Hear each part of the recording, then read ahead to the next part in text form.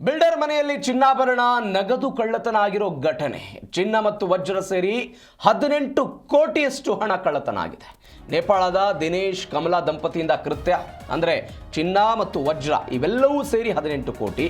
ನೇಪಾಳದ ದಿನೇಶ್ ಮತ್ತು ಕಮಲಾ ಈ ದಂಪತಿ ಇವರು ಬಿಲ್ಡರ್ ಮನೆ ಕೆಲಸಕ್ಕಿದ್ರು. ಇವರು ನೇಪಾಳ ಮೂಲದಿಂದ ಬಂದವರು, ಅಲ್ಲಿ ಕೆಲಸವನ್ನು ಮಾಡ್ತಾ ಇದ್ದರು. ಮಾರತ್ಹಳ್ಳಿಯ ಬಿಲ್ಡರ್ ಮನೆಯಲ್ಲಿ ಈ ಘಟನೆಯಾಗಿದೆ. 11.5 kg ಚಿನ್ನ, ವಜ್ರ, 5 kg ಬೆಳ್ಳಿ ವಸ್ತುಗಳನ್ನು ಇವರು ಕದ್ದು ಪರಾರಿಯಾಗಿದ್ದಾರೆ. ಒಟ್ಟು ಈ ಎಲ್ಲದರ ಮೌಲ್ಯ 18 ಕೋಟಿ ಅಂತ ಅಂದಾಜು ಮಾಡಲಾಗಿದೆ. ಜನವರಿ 25ಕ್ಕೆ ಒಂದು ಕಾರ್ಯಕ್ರಮಕ್ಕೆ ಅಂತ ಈ ಕುಟುಂಬ ಹೊರಗೆ ಹೋಗಿತ್ತು. ಮನೆ ಮುಂದೆ ಹೊರಗಡೆ ಹೋದಾಗ ದಂಪತಿ ಕಳ್ಳತನ ಮಾಡಿದ್ದಾರೆ. ಮಾರತ್ಹಳ್ಳಿ ಪೊಲೀಸ್ ಠಾಣೆಯಲ್ಲಿ ಪ್ರಕರಣ ದಾಖಲಾಗಿದೆ. ಆರೋಪಿಗಳನ್ನು ಪತ್ತೆ ಹಚ್ಚೋದಕ್ಕೆ ವಿಶೇಷ ತಂಡವನ್ನು ರಚನೆ ಮಾಡಲಾಗಿದೆ.